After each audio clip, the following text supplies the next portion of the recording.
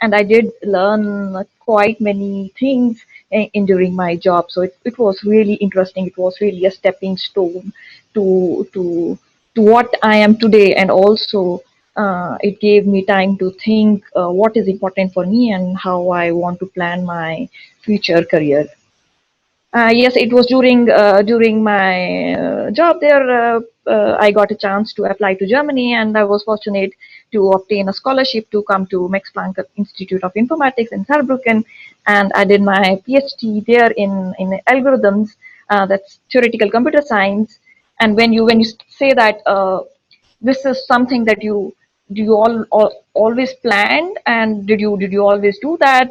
For my case, it was not very clear, right? So I did my after my PhD, I joined industry. So I was not sure if I want to be in academia, but after 3 years in industry, after learning many things there, I am here now. I am a postdoctoral researcher in L3S, Leibniz University, and I'm working on many interesting projects dealing with machine learning and AI applications on precision medicine and privacy.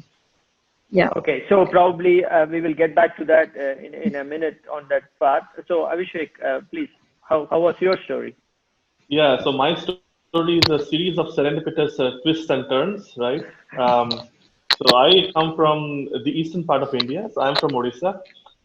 So my bachelor's studies actually happened in north of India, which was in Allahabad. So in a institute called the Indian Institute of Information Technology, right? So that's IIIT Allahabad. So we were one of the early few batches, right? So we were essentially guinea pigs for all the rest of the batches to follow. But it was a great experience there.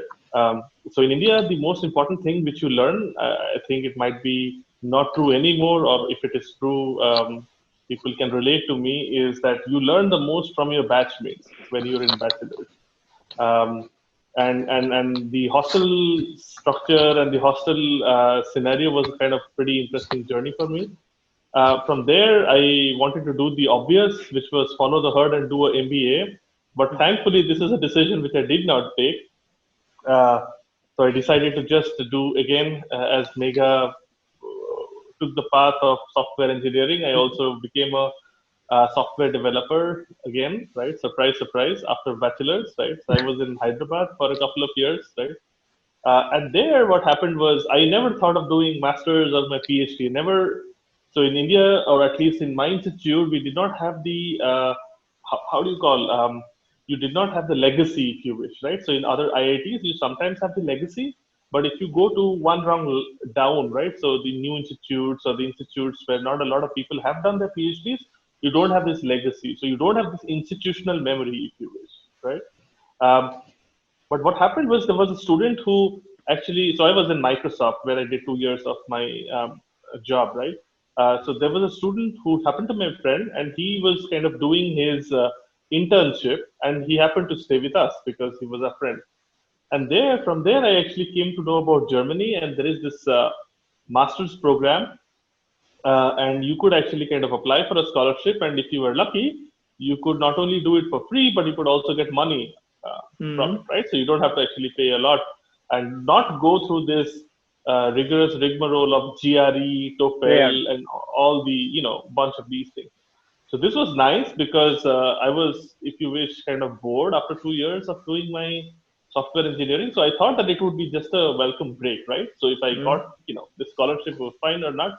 So I applied for the same scholarship which Megha mentions, right? So the IMPRS scholarship, right? So for students who are in India, please keep note of this one, right? So IMPRS is the International Max Planck Research School Scholarship. It's pretty nice, distinguished, right? So I was lucky enough to get this, and then rest is history, right? So I thought I would come do 1.5 years of masters. Well, then I stayed for PhD, postdoc, and then I'm a faculty. Right. So yeah. So I think it's not very difficult to assume. So both of you get to know during that time, probably when you got this fellowship and when you started this course. Megha, so I'm just going back. So you come from Punjab, and yes, and these days, of course, for very many reasons. Also, Punjab is in the newspaper with farmers and all those things, of course, on the other front. So I actually had a very pleasant memory of visiting Punjab. Actually, I went to Moga. So, and there was a school actually, and they invited me to speak, and so it was a very nice experience. But I haven't yet visited the Golden Temple in Amritsar. So that's one thing in my life I really want to visit, not only on the religious side, but also to see the structure. And also, I was told that it is one of the largest, let's say, place where all 24 hours the food is served for anyone and everyone who is coming. So there is a huge actually machinery in terms of human beings also who are volunteering. Actually, it's not about payments, volunteering. So I want to really see that fascinating phenomenon, and I think at some point of time I really hope that I can visit the place. So yeah, it's very nice to see that two intellectuals coming from completely diverse background from the states, like one is in the Orissa, the other is from Punjab, having its own diversity, and of course Avishek then starting in Orissa, born in Orissa, but then he did in Uttar Pradesh, but you did in Jalandhar. So before we go into things, how are you connected with India? I mean, of course, we all go to India for holidays. Of course, it's always that. Do you also ritually do it every year, both of you visiting Punjab and also Orissa in a short period of time? Yes, definitely, right? So we plan to visit India every year. I mean, because of Corona, of course, we cannot visit for some time, but that's always the plan to visit India every year and go to Punjab as well as to Odisha. Yeah, and also we are well connected in the sense that our parents are also visiting almost every year here. So there is always some India in our house. That's very nice too. You have put it very nicely. I mean, that's always not the case for many families for various reasons. Of course, parents could be very old or they have other commitments. Some of them even do not want to leave the social system. They are very afraid that what I will do there, you guys will go to work or take few days holidays, and then we have to sit inside the home. And some of them have language barriers, many. But it would be also nice in that way. Always India is within house. So great.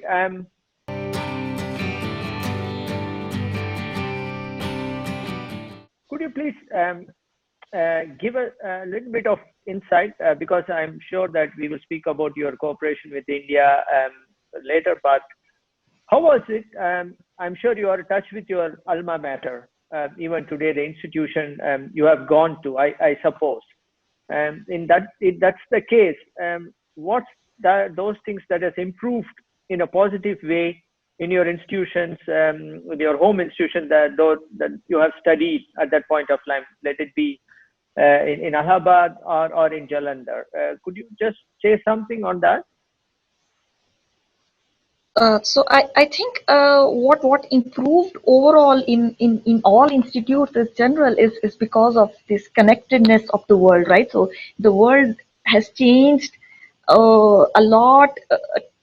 What it was, right? So 10 years back when I was studying so I was from the batch of 2006, so I passed out in 2006, and the world was still not that connected as it is today. So right, so we still felt that we belong to NIT, and we had no connections to IITs or any university outside. For example, I never knew that I could apply for some kind of internship in Germany, for example, right? So, and there was a very little information. We were not informed about all the possible opportunities, and that's why we follow the herd while going to this software company, which is also not very bad. I mean, for me, it turned out to be a really a good step. But now I feel the major difference which NIT or maybe triple IIT Allahabad is positively facing is this connectedness of the world, right? So, and now everything is available on internet. There is people are more aware, and they are coming forward to grab the opportunities. I mean, coming from an institute which is NIT is still ranked high, but it's still not IIT, you still have some loss of confidence, some deficiency in confidence. At least at that point of time it was for me, if I could compete with also with these people from IITs. But now everything is so open, so transparent, and it gives equal opportunities to everybody, right? So people have access to great lectures online. They can improve themselves even if they are not studying in the top institute of the country. So I think Right. this is something a big change, and this is positively helping everybody, not only people from NITs, but even from institutes which are ranked lower than NITs, right? So because in India you are given one day this exam only on one day, and there are some questions, some multiple choice questions, and then you have to, or maybe in case of IITs is the subjective exam, but it's only these few hours which decides your fate, right? So it's, I think it's insufficient. It's not optimal. But given the scale of our country, given the number of applications, I also do not see any other Alternative. alternative. But this connectedness of the world, which has been made possible by digitalization or by this internet, by the availability of internet, is helping every institute and every student. Yeah. Yeah. Abhishek, you want to chip in maybe some of the I would things actually that, want to add to that, right? So right. during our time, right? So had, as I said, there was no institutional memory, probably Hmm. because the institute was very new, that we did not know about the opportunities. And this, so when we came to know about the opportunities, it was late, right? But even it was late, it was already fine for me. But for students who are looking out for opportunities, I think that even now, people, it's easier, definitely, as Megha said, right? So it's easier to kind of go have a look out for opportunities. But there is no structured orientation program for students, if you wish, in the Indian universities. So maybe for universities like the IITs and maybe some of the triple ITs or NITs might already have this, right? Because Hmm. many of the alumni basically go, they know about the alumni having successful careers. They come back, they give back. There is stories to kind of learn about. But there are many other institutes where students are almost as good, right? And it is probably because of a dice throw on the JE exam, which Megha Right. was talking about, right? Like my first PhD student, and Bala, probably you know him well, Yeah. right? So just Preet, right? He is from the Vellore Institute of Technology, right? Hmm. He is almost as good, if not better, than most of the other students from other good Other. universities all throughout the world that I actually deal with, right? That tells me that, well, there is enough talent in India, and it's because of this demand and supply problem that you might actually, you are in one institute, other, I mean, as compared to the other. So what I feel is interesting is if there is a structured orientation program for bachelor students at the bachelor level, like what they're capable of, right? Both ways, it would be actually a very beneficial experience. Specifically, what happens is, well, people actually know about all the universities in the US, UK, and maybe some in Switzerland, right? So, which are the Hmm. top named institutes, if you wish. But if you have a look, many of the universities in Germany are almost at the same level, right? So True. um, there is not much of a level difference, and not all the institutes actually. I mean, if you think about only the top institutes, right, or the top research labs, they also have this demand and supply problem. True. So, what is actually required is to kind of bridge this gap, if you wish, uh, in letting people or letting students who might actually do very well in their careers in India, who might not be from the IITs or might be from even IITs, right? To know about other institutions in Germany or the other universities in Germany. So, this bridging of the gap is pretty essential, which is become much better, as Megha is mentioning, because of the internet, right? People are really interested, go have a look, but it is still not as seamless as it could have been. Right. Um, Very, very important points. I think,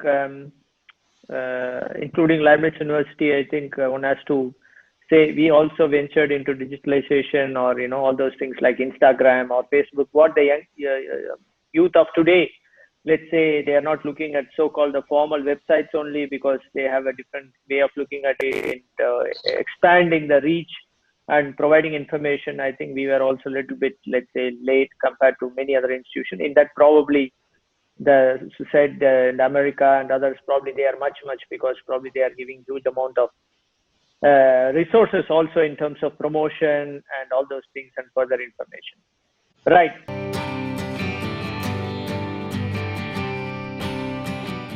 For many of the viewers, obviously, the one of the important thing is also to know about the institutions you are currently affiliated with. The L3S lab and Leibniz University, Hannover in Germany. So I would be very happy to know if you can just say the important objectives and goals and what is L3S is all about, and what is happening there, so that people can know about the lab also, I think, which is very important, to see that where you are actually based in, and then we can move into the specific subjects that you are focusing on.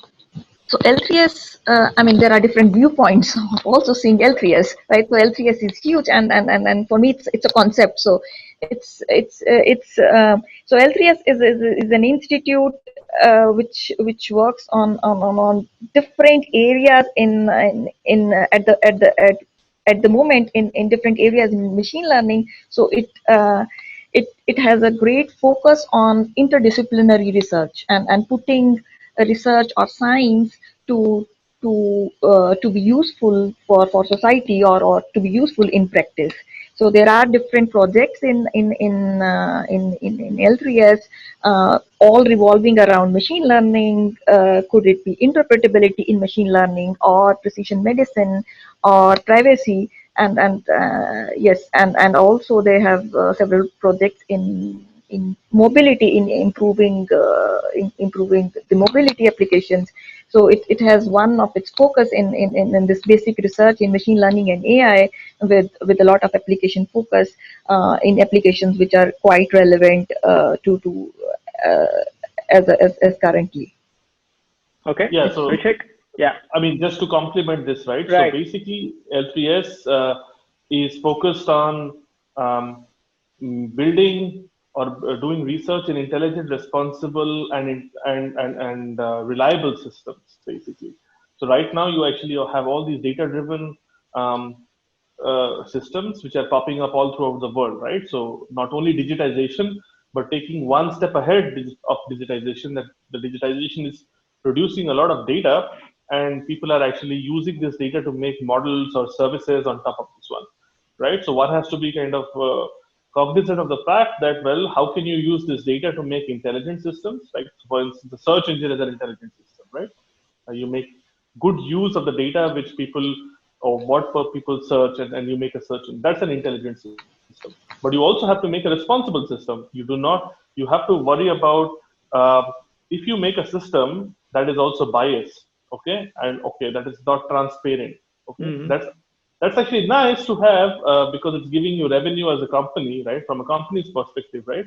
But it might actually progress certain biases which are not so good for underrepresented people, right? Or if it is not transparent, you might actually favor certain other companies which might be actually harmful for good competition in the marketplace.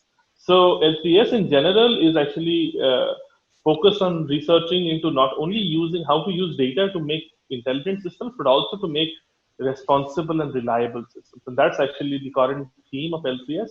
And it works with local industry a lot, right? So in terms of mobility, in terms of precision medicine, Megha is involved in medicine, right? And there is also the industry, right? So, in Niedersachsen or Lower Saxony, this is the state where we are based out of, there is a lot of local industry. So L3S is trying to become the big research player, if you wish, for the local industry here, and also focuses on a lot of fundamental research in responsible, reliable, and intelligent systems. I hope that's a bird's eye view of. No, of course. I mean, that's where. So, if I understand correctly, L3S is basically funded by the state, but you have a lot of projects funded also from the federal government, but also very active cooperation with the industry. if I can put it that way. Yeah. So if you think about the funding structure of L3S, right? So we have 25% of the base funding, which comes from the state, right, or Volkswagen Foundation, that basically funds the state for this one. And we are supposed to sustain ourselves with this 25% by capturing third-party funding, right? And there is no limit on the amount of third-party funding. So the more third-party funding you have, the more successful you become, right?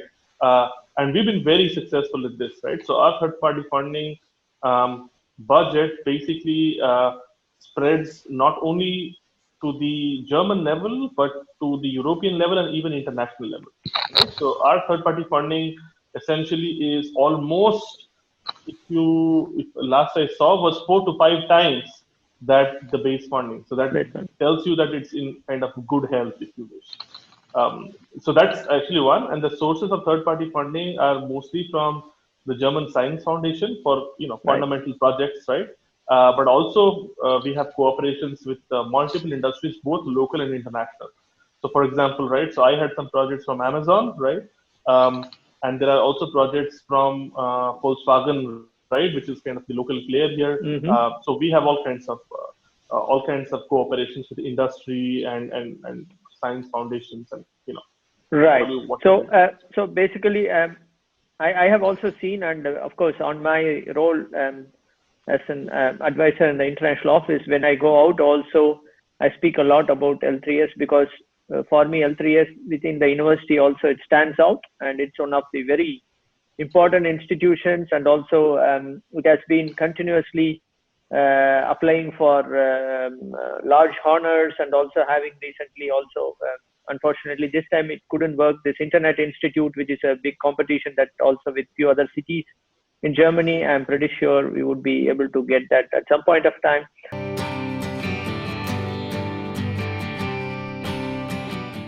You have been talking about two things. One thing is fundamental research. The other one is Megha, which rightly pointed out, and you also, about the transparency and also not harm to the society. And Megha was pointing out to make sure that whatever technology comes out is also useful to the society and society can use it. So we can take that way forward.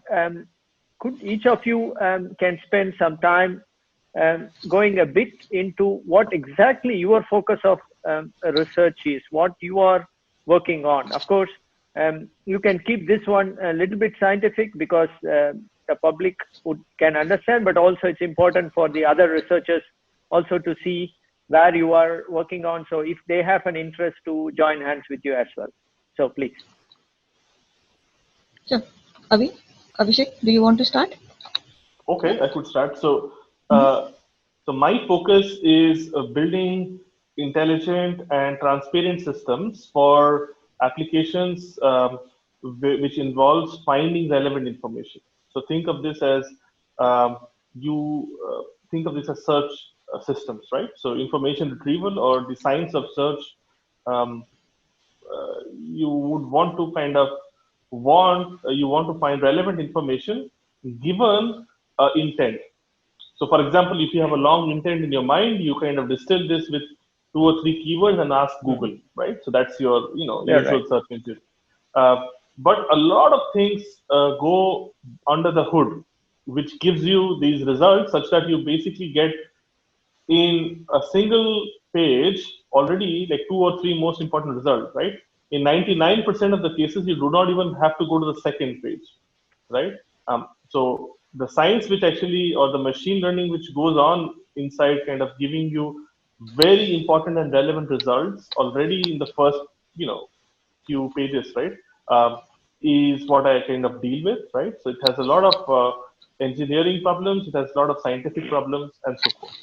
Now, having said this, there are important issues which you have to kind of deal with in terms of transparency here, right? What could happen is you might kind of promote certain biases, right? Because what you're doing is machine is basically a dumb system, right? It's just learning from whatever training data you give, right? That's the basis of machine learning, right? You get the data, and if your data actually is biased, right, you might actually learn all these biases.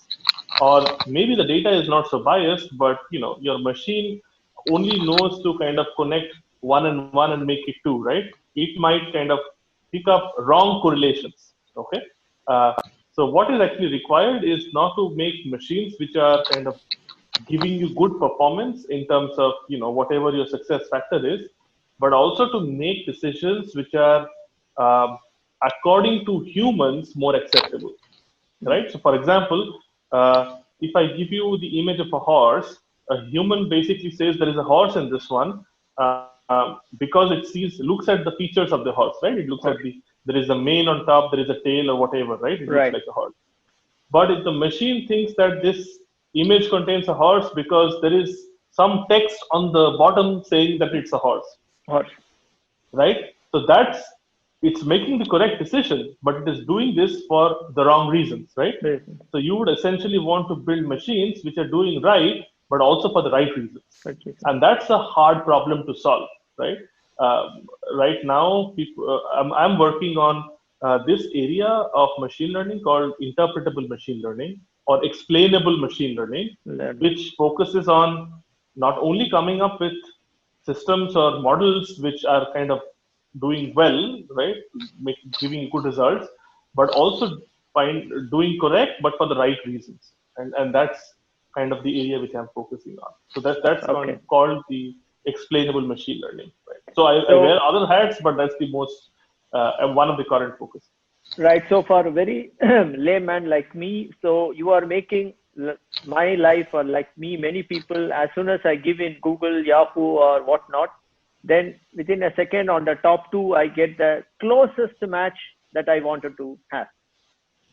Yes, I will give you very good results, but when you want to ask like why is this document ranked higher or above the second one, I should be able to give you also an explanation, and Right. this explanation is something which should agree with what humans think is acceptable, right? So it also has to do with, it's not about just because that or this company is paying money, so it's ranked top, or for non-ethical reasons or something. It could be also that, right? It could be also that this is a sponsored link, right? That's why I rank you higher. But then the responsibility is onto the user, right? Which one to click now, right? So it's just that you're making a system transparent. Of course, like search engines don't use these things, right?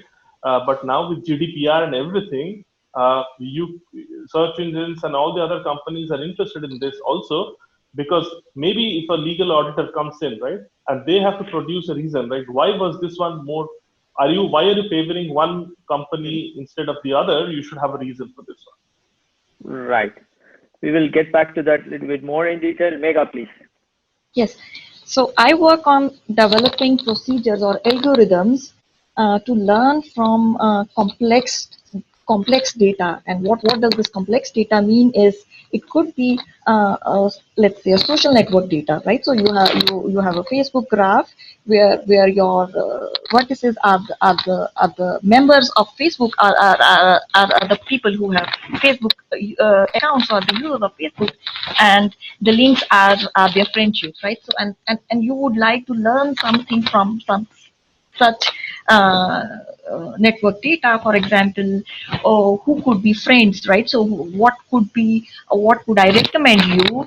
Who could be your friend? Or let's say in certain product graphs, what product you might like, right? So for example, if you see on Amazon, and then there is a list of products which come in, maybe you might also like these and these products. So this list is kind of inferred from a kind of complex structured data or a network of users and the products they already liked. And a second example of this complex data is this medical data, and I think which is important for each one of us. And there we like to use data of all forms, be clinical data or genomics data, or this quantities of proteins in your body, which is called proteomic data. So these are different kinds of data in medicine, and they also do have certain kinds of networks. And the main question which we want to answer to a patient is, So a patient always has this question, why did I get this disease? What did I do wrong to get this disease, right? So it could happen that two people, or let's say in this corona times, two people having the same symptoms to start with, one of the person gets really sick and the other person gets well soon.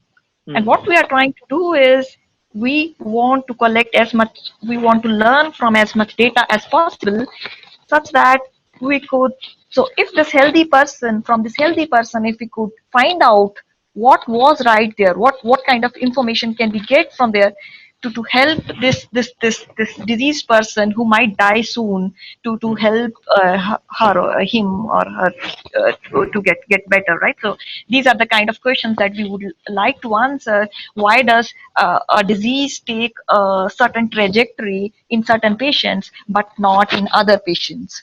Why do you get this disease? So even in the same family, when we have the same almost similar genetic structure, why does one person is get sick? Why does one person get tuberculosis and the other person did not get the tuberculosis when they were sitting in the same room, right? So why do these viruses target different person differently? What are the differences between these individuals, which can if we know that, we could solve this puzzle of the disease and we could target our medicines based on this information that we might be able to learn from these different kinds of data, which we call, let's say, medical data, but which consists of a huge variety of data. It could be your lifestyle information, it could be the kind of medicine you took and what reaction did it do, it could be your genetic structure and also the post-genomic data which comes from this, which comes after several biological processes in your body, and this data is kind of a signature for the state of your body at that point of time. Yeah, so I think it's very interesting, but if I can relate it to it now, because there is a huge discussion going not only within India, but also outside India, including Germany. I recently saw an article in German newspaper. They said, a commentator was writing, he said that he would like to live like Indian system, because in India, the mortality rate is extremely low. At least that's what reported, extremely low. During Corona times, and also many of them are not having symptoms. Also, again, the question which you are actually doing research on, which you said, if you are two people in the same room and one is getting tuberculosis, for example, the other with the same family and not the case.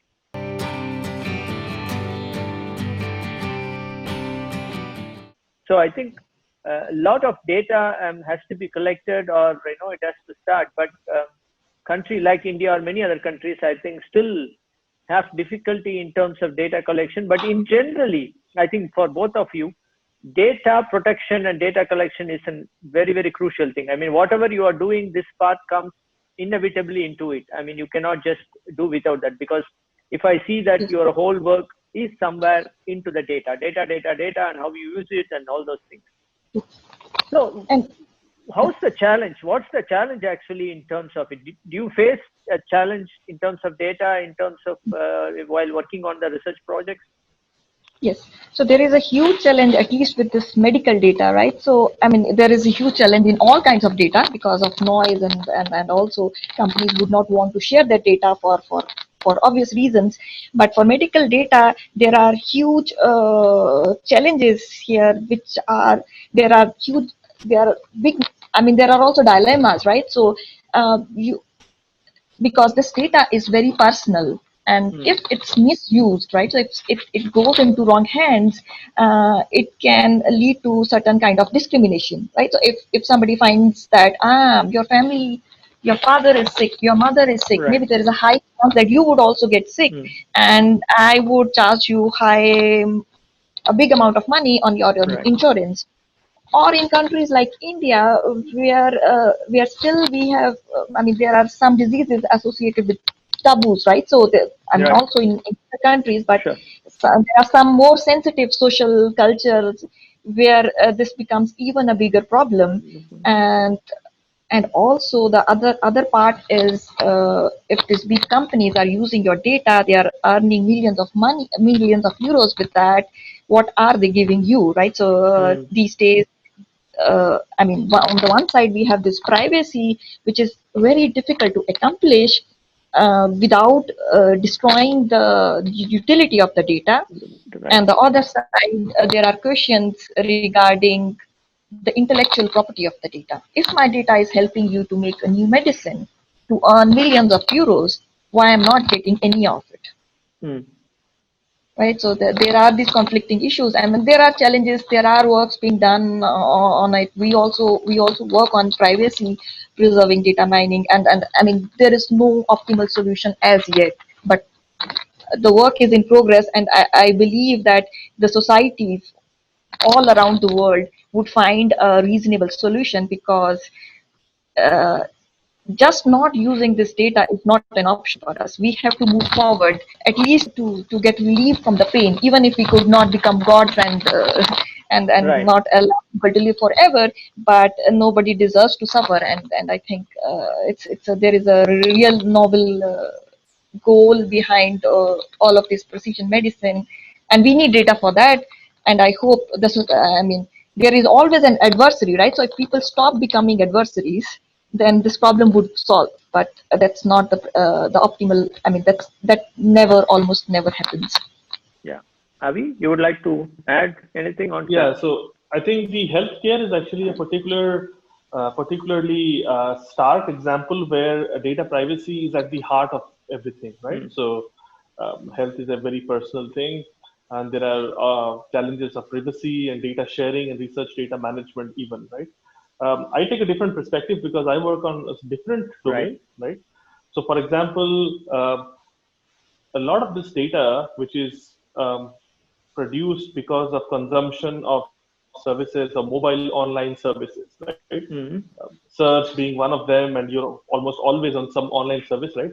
Most of this data is actually getting accumulated in big companies like Facebook, Google, Okay. Twitter, and all, right? So this is actually very personal data. Also, it's your trace. You using these services for free, but these companies actually have these big silos of data. Okay, Mm-hmm. uh, which is also okay because they're providing the service for it, and for free, Right. and what they're getting data, right?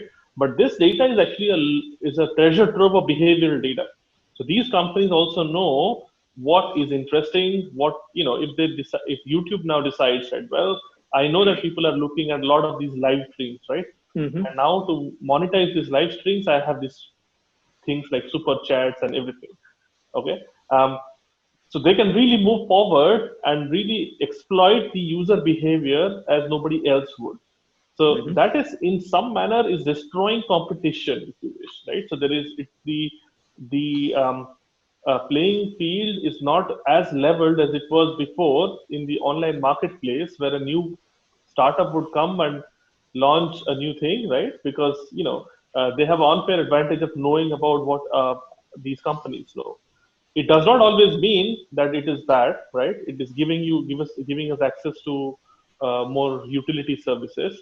But the thing to ponder about here, as a research community in general, is that there is a big difference between the researchers who are working in companies and who are working in the academic labs because of this big data divide, right? Mm-hmm. So I, as a information retrieval researcher, does not have access to all the interesting data because the searching behavior changes over time, right?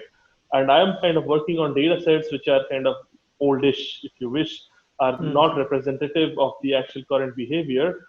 So this is a constant struggle for researchers in this day and age when there is this data disparity. So I try to solve this myself personally by keeping abreast with what the companies are doing. So I kind of spent a couple of months in Amazon research, right? So early this year, right? I try to kind of do this in this manner.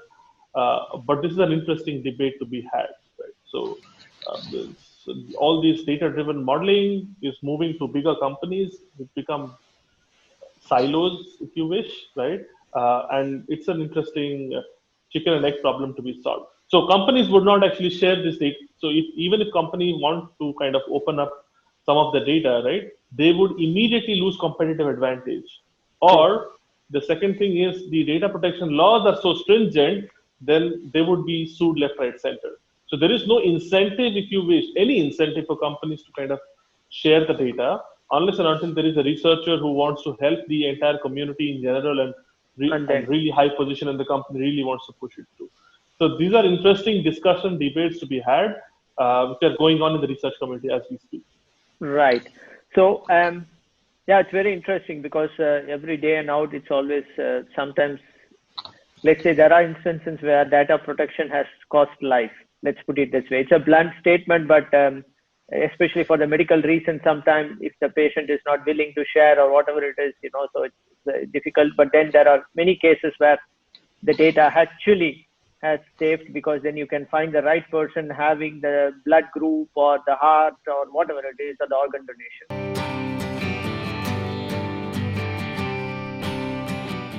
Let's move on. As persons of Indian origin and being here, and obviously one thing would be always to see how I can cooperate with an Indian institution or alma mater who are working with. It's not just because we are Indian. Obviously, no researcher would do that per se, whether they are Indian or a German or whoever it is, because you need to find the right partner. They need to work in the field of interest. Obviously, one can go while going home. I know that in the last times also there were plans, and then you want to go to IIT Bhubaneswar, so that you want to have the teaching and things like that. As a generally, you want to, let's say, in a classically said, give back some of the knowledge, sharing knowledge with the youths, because you are going to home anyway, so you are just taking out 2-3 hours interacting with the young researchers and young faculty. But apart from that, do you have now, let's say, partners who really matching with or complementing your field of research in India, an institution which you regularly have joint projects or working on, publications and things like that? So a couple of points there, right? So one, yes, answering the second part of your question, and then one suggestion right, maybe, right? How can be better? right. First, answering the second point. So I do not actually have active collaborations with partners in India, but we actually have many Indian researchers who come and actually work here, right, as postdoctoral researchers, right, or intern as internship students, right? We've been very, very fortunate, and we are very lucky to actually have such enthusiastic students, if you wish, right? I think there are some students from IITs, BITS, Pilani, right. who routinely come here for internships, and I'm very fortunate to have such motivated and well-grounded students, right? So in that sense, we are not actively collaborating with top-level researchers, or let's say professors or other seasoned researchers, but young researchers or early-stage researchers, right? Right. In that sense, that we are kind of more than happy to kind of work and collaborate with interns who come over, and we kind of pay a lot of attention and spend a lot of time and in training them. The hope is, well, they go on to pursue their PhD careers, or wherever they go from here, right. essentially they become trained, and then good things happen. So that's actually one. That's the way in which we kind of collaborate. The second thing which I want to kind of mention as a suggestion is, my main reason to kind of go back to India for a shorter stint to kind of give all these lectures, right? So I think there is this very nice GAN program, and I had a look at some of them. They're very good, but it usually is kind of difficult because you have to kind of overlap this during vacation time, family time, and all of this, right? Usually does not make, does not always turn out to be great.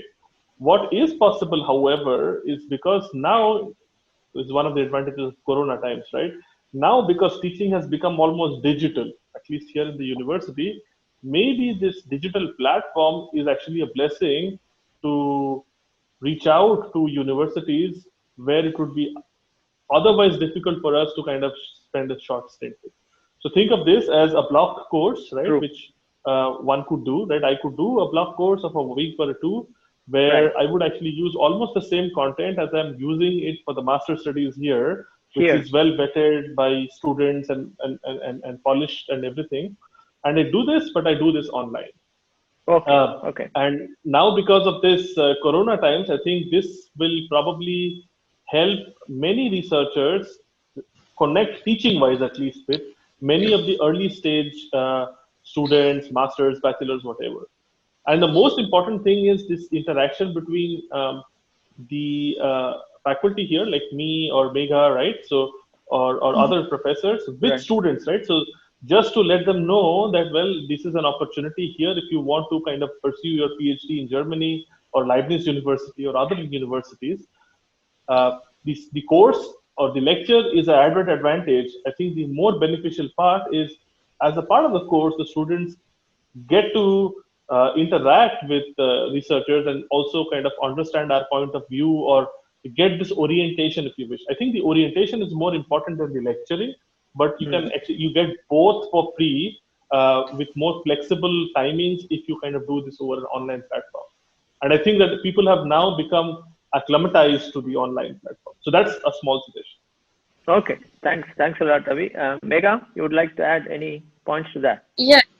So I would just compliment what Right. Avishek said. For me also, I mean, it's Indian students or students in general, but because you asked about Indian students, Right. it's one form of collaborating, right? So it's collaborating. So I'm also not in active collaboration with any institute in India, but students are always coming to us as interns, and these are the students who have finished their bachelor's or their master's, and it's really a joy working with them and also helping them to see their actual potential, right? So because sometimes working in a different environment also helps them, and that's how I collaborate with, if you want to say it as with Indian institutes or students. Right. So obviously, I mean, not at this point of time, because I also know that time to time I also send you people when there are some requests coming in or some potential possibilities due to Corona. Of course, this year the mobility was completely curtailed for all of us. So I think in future it would be always nice combining your vacation home and maybe spending a day or two somewhere close by an institution of that is also willing to welcome and receive you, so that as an international researcher, I think a lot of eye opening can happen also for those young minds to speak about how things are happening outside the world, and especially getting to know about you and topics, and that, like, I think that will be very nice.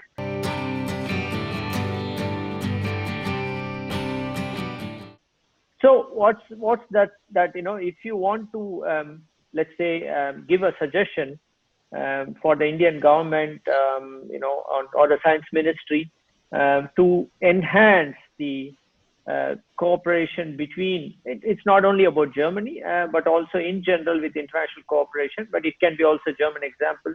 What are the 1-2 things that's actually to be taken up by them, so that to encourage more, or try to facilitate and make it probably much more forthcoming on both sides? So one suggestion which I could have is, is some kind of joint programs, in the sense that students who are studying in institutes in India at all levels, right? So not only in IITs, but at all institutes of all rankings, some kind of joint program, so that they could spend a semester, let's say, in Germany, right? So and it could help them to work in a different research environment, and also get acquainted with cutting edge research that we do here, or other people do in other institutes. So that could be an easy to not the easiest, but still an achievable solution or goal.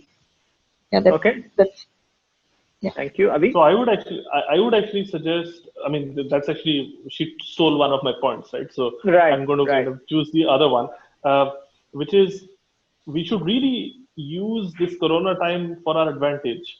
We have had some experience in dealing with online teaching and online interaction with students. I think what really helps for early stage researchers, I think back as my time as a student, right? I did not know what to do.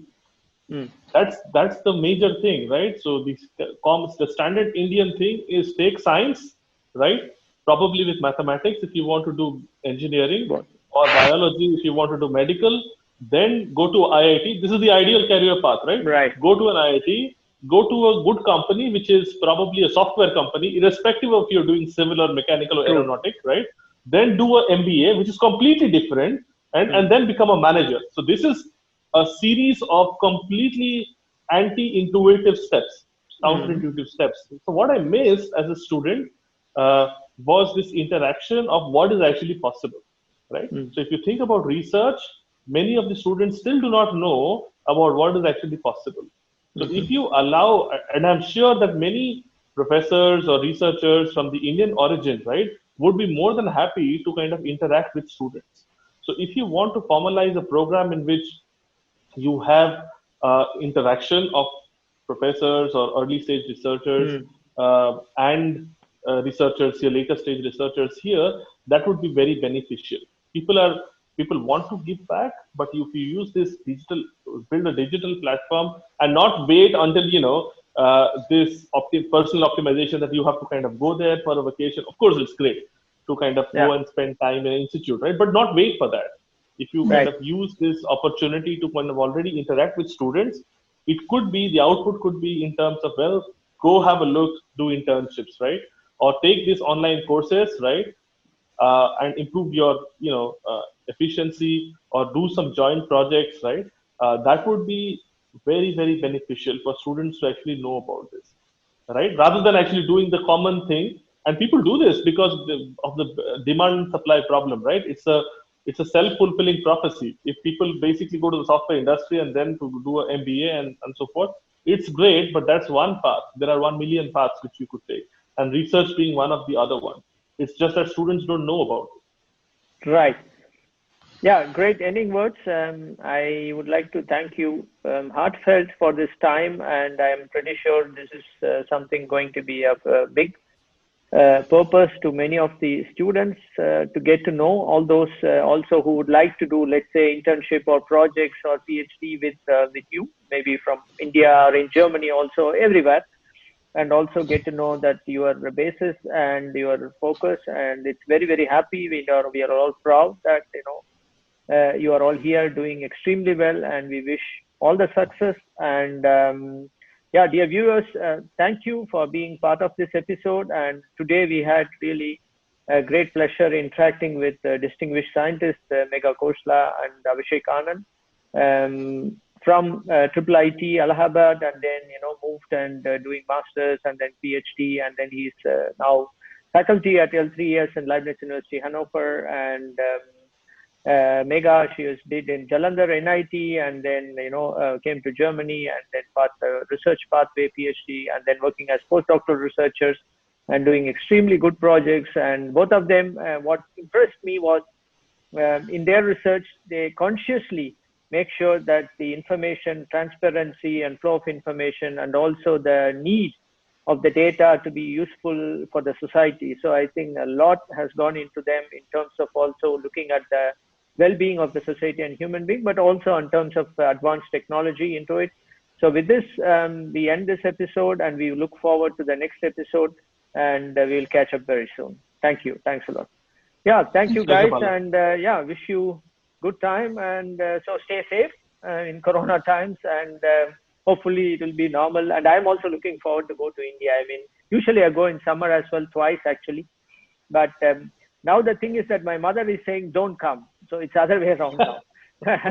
So I think she's afraid that we are happy there, and she says don't bring something here, so we are just insulated. So I think this is always the case, but anyway, I'm also missing, and hopefully we'll catch up soon. Take care. Thanks a lot. Sure. Thank you. Thanks. Bye. Bye. Bye.